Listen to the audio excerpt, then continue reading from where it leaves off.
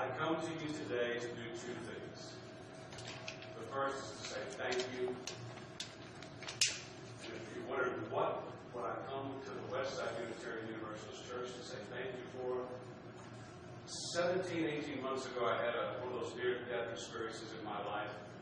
And a lot of the people in this church have been friends for a number of years, sending emails and note cards and stood by my wife and helped my family through that and helped me recover. Because I will tell you, during that event, I felt loved and I felt prayed for. So I come to say thank you because by the time I recuperated from this, there were literally hundreds of them, and I thought I was going to be able to write a handwritten note to everybody. I'd still be writing, so I apologize if you were expecting a note from me, but here's my thank you. Thank you for staying with my family. The second thing is to share with you part of what I learned during that event and how it has informed my life, and I hope it will inform yours too. The first thing I want to do is there's a clock in a great position where there normally is in my sanctuary too. It's so far away that I have no hope of actually knowing what time it is while we do this. So I'm going to actually put my watch here on the pulpit. But you know the story, don't you, what it means when a Unitarian minister puts their watch on the pulpit? Absolutely nothing. You're mine till I'm done. But I will try to honor our time together. So let me start with a question. The question goes like this. Have you ever experienced something where in the very moment it occurred, you knew you learned something really important, but you also knew that you wouldn't be able to process it or discern what it was just yet?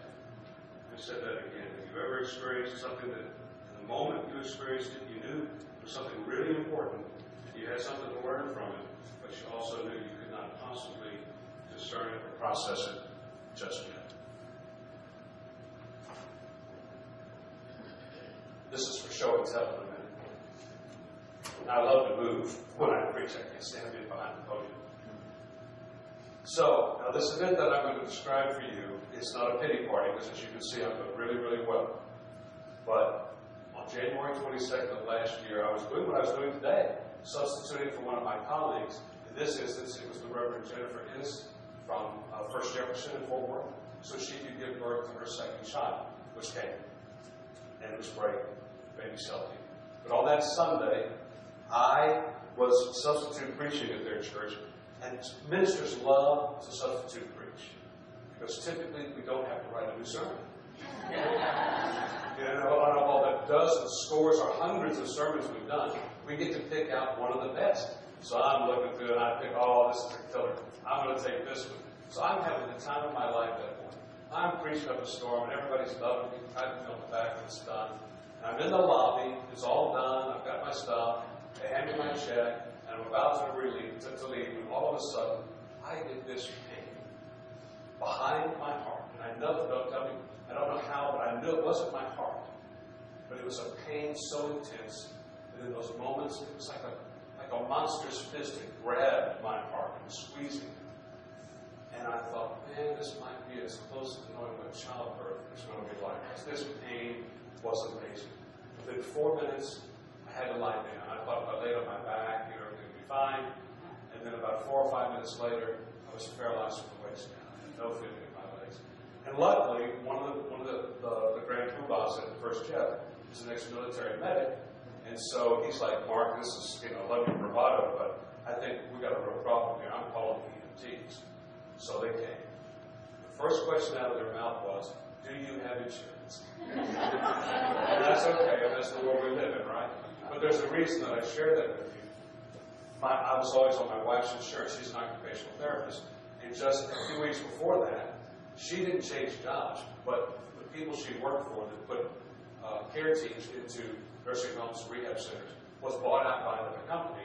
So she was a new employee, no insurance, 90-day waiting period. So we go to do COBRA.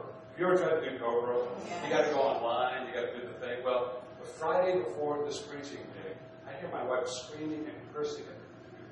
I go, honey, what's the deal? I said, I've done everything I think I'm supposed to do. I've transferred money, I've done everything. But the computer's not saying I've got insurance. And I said, well, we're very, very healthy.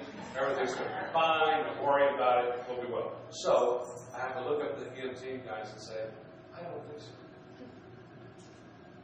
Now, the next day, Monday, it flushed or whatever it does to the computer, and we had insurance. But the point is that even though I told them I didn't think we had any, and they didn't know if I had 2 nickels to rub together, the care that I got that Sunday was absolutely extraordinary. But what happened first was they asked me the second question, where would you like to go? I said, I need to go to Dallas. You can't take me to Dallas. You're in Tarrant County. Take you anywhere in Tarrant County you want to go, but we can't take you to Dallas. All right, well, take me to Arlington Memorial. One of my parishioners had a baby there recently. I knew the hospital. Closer to Oak Cliff. My wife will be able to find me easier. So let's go to Arlington. Now, they keep querying me all the way there, and I'm telling them, it's not my heart, guys. There's something going on behind my heart. I don't know what it is, but when we get to the hospital, they do the MRIs, the CAT scans, or whatever, and I never lost consciousness. I'm in excruciating pain, and they finally figured out that absolutely it was not my heart. The aorta above my heart had burst, and I was bleeding out. Now, the next part of the saga is they don't have a doctor on staff, a surgeon on staff, capable of doing the operation that I need. So now I'm listening to this panic, phone calls, trying to find a surgeon on a Sunday in January during football playoff time, willing to come in on a Sunday afternoon and save my life. So I'm listening to this drama. Sure enough, I get a doctor calls and says, can you get a surgical nurse, this anesthesiologist, he's my guy, calls back in a minute, we're on, but from what you tell me, we got no time. Strap him in a helicopter and get him over here now. It was to come to the Park Tower at Harris Methodist. The surgeon I got turns out to be one of the preeminent thoracic surgeons in all of North Texas. And sure enough, he does a wonderful job. But I'm there on the gurney, right? I'm in excruciating pain.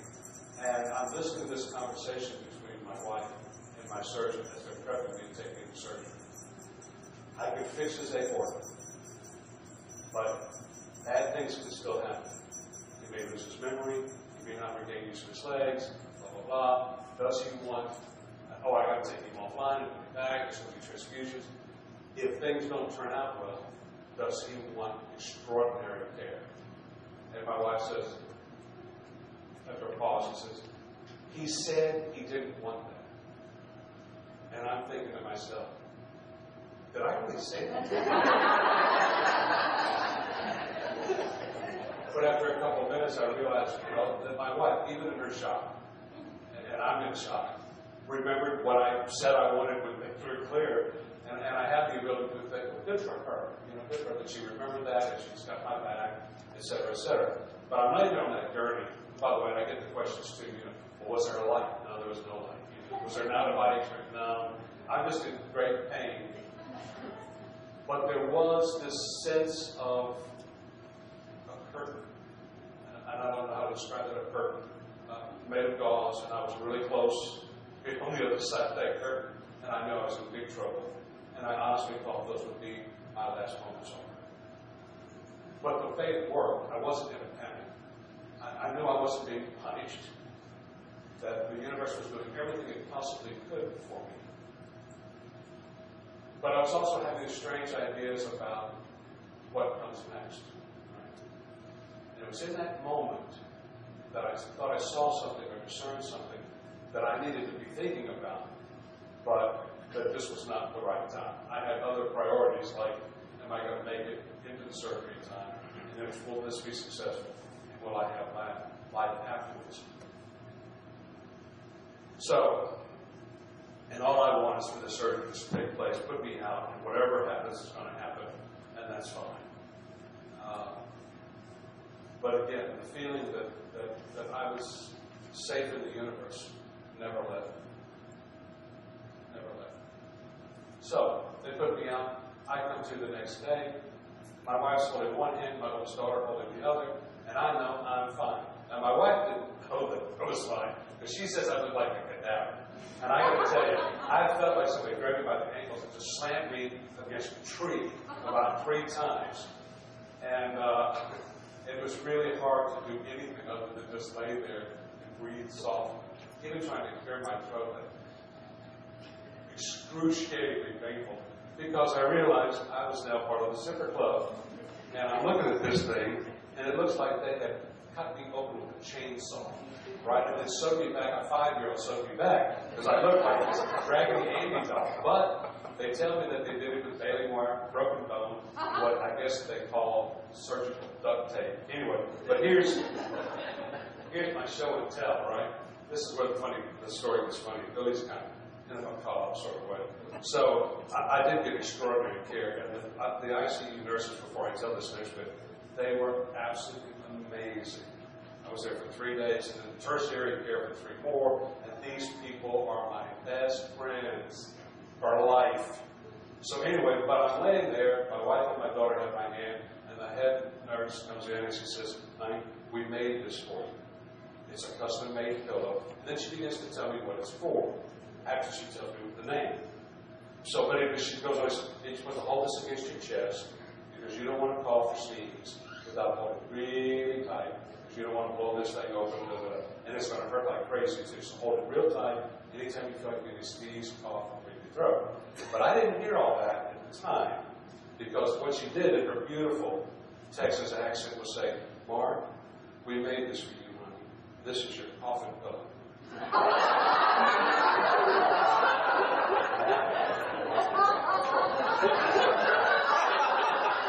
And I mean, I locked up, right? I think, whoa. I go through all this, you bring me out of this and tell me, "Damn, you have a coffin pillow? Is this supposed to make you look pretty while I'm laying there?" And then I think, I ordered cremation. Y'all really starting to kick me off. But finally, the tundra smelled, and I thought, "Oh, okay, coffee pillow. And I will hold this." And it is my new best friend. And it did teach me something, too, that I'll go back to in a minute. But it did teach me that life isn't desperate, but it is urgent. Every breath we have is bonus time. And it got me through that crisis, and I'm alive and well today, which was great stuff. But after I got out of the hospital, I got to do something that ministers don't really normally get to do. I got to read fiction. Most ministers aren't reading fiction. We're reading governance. We're reading somebody's theological insights or whatever. And so I get to read fiction again. And my wife says, "All right, now look," and she loves murder mysteries. She said, "I've got an author for you." And she's really terrific, but she's erudite and philosophical and poetic and spiritual, and you'll love it. So it turns out her name is Louise Penny, and I don't know if any of you, she's a Canadian author. She's hands in the back of the room. Okay, good. So anyway, so she gives me her books. I ended up reading all 7 or 8 of them. In fact, her newest one, I'm an addict now. The newest one's coming out in August. The only other fiction I've read, I think, in the last 10 years is the #1 latest Detective Agency. My wife got me hooked on that by reading to me in the car, going from someplace to someplace else. But at any rate, I'm reading this woman's work, and it's sort of a sequential series of books where you're following one detective and his team, and it's about this one village. It's a lot of crime in that one little village in Canada. But at any rate, she's got this one character that's sort of a crusty 80-year-old retired, mean, ornery female poet. And her poetry affects the book. And in this particular one, this poem is revealing itself in the course of the investigation. By the time the poem is over, I realize that it has addressed exactly that thing for me that I thought I saw before they wheeled me in for surgery. It set me on a discernment post-recovery that I haven't been able to shake and probably don't ever want to. So here's the poem, at least the stanza that was in the book. She says, "I just sit where I'm put, composed of stone and wishful thinking, that the deity who kills for pleasure will also heal. That in the midst of your nightmare, the final one, a kind lion will come with bandages in her mouth and the soft body of a woman and lick you clean forever. And pick your soul up gently by the nape of the neck and caress you into the darkness and paradise." On that journey, I realized that even though I had given up my Catholicism years ago. And for all of us as Unitarian Universalists, heaven and hell as alternative places in space and time are problematic at best. That I was hoping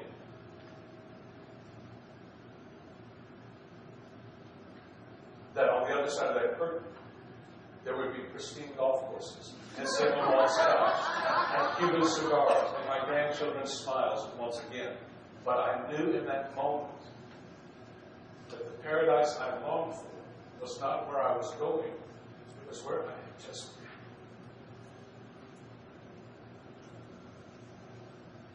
And that although I was resigned, that those moments before the operation were probably my last. It felt hideously premature and preemptive, and that I was disappointed in myself that I hadn't enjoyed this human paradise more before it was time to leave. So coming back to it again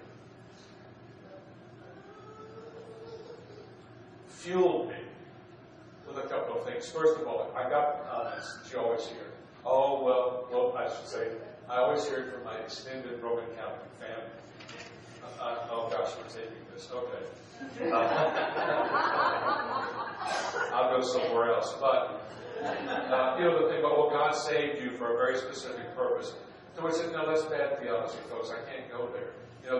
There were hundreds of people in this country alone on that Sunday facing the exact same thing I was, but they weren't close enough to a hospital. Or was misdiagnosed as a heart attack and they gave them aspirin and they bled out. Or they couldn't find a surgeon as good as the one I had. They tell me that my survival probability was 2 to 3%. So I was a lucky guy. I was a lucky guy, and I know I'm a lucky guy. And I'm going to honor everything that those surgeons and nurses did for me and use the rest of my life as well as I can. But I was not handpicked for some revelatory service in the name of saving souls or opening the gates of heaven.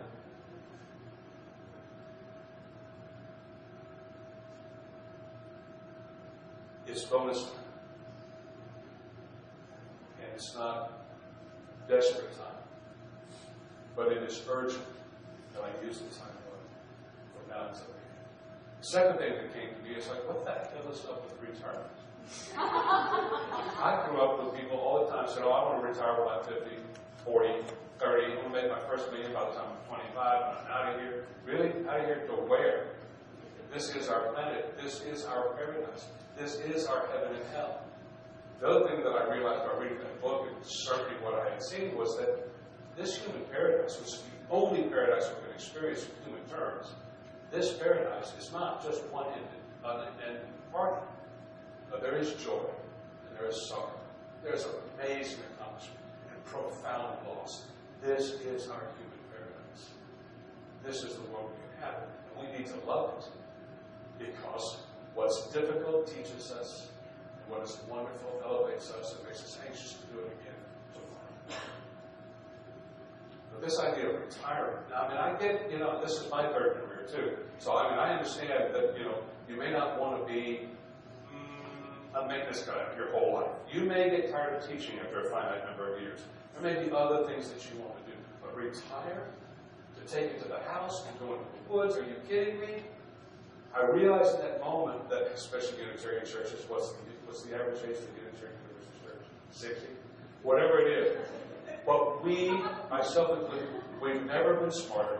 We've never had more life experience. We've never had more perspective. We've never had more time. We've never had more disposable wealth to do the things we need to do for ourselves, for our children, for our children's children, for our next door neighbors, for our community, for our church, for this faith.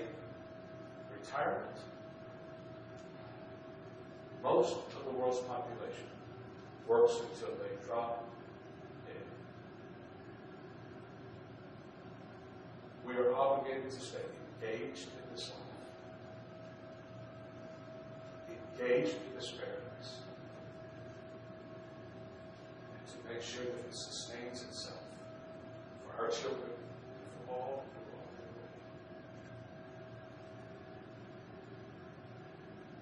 So, I'll see you in church.